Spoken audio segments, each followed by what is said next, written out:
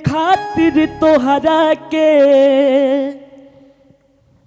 दुनिया में भेजवले बड़े हैं। हाँ। भगवान बड़ी फुर्सत से तोहरा के बनौले बड़े। भगवान बड़ी फुर्सत से तोहरा के बनौले बड़े। रंजीत भैया स्टॉप। बहुत अच्छा गा रहे हैं आप। Thank you. कोई और दूसरा गाना गाइए। बी फ्लैट दबाइए।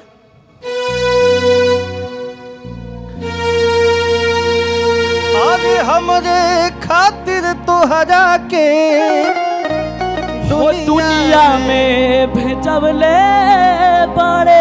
जब बिखरा था ना, बिखरे के ना चाहिए, वो एकदम संभाल के आवे के चाहिए। दुनिया में भेजवले बड़े हैं भगवान बड़ी फुर्सत से तुहरा के बनौले बड़े।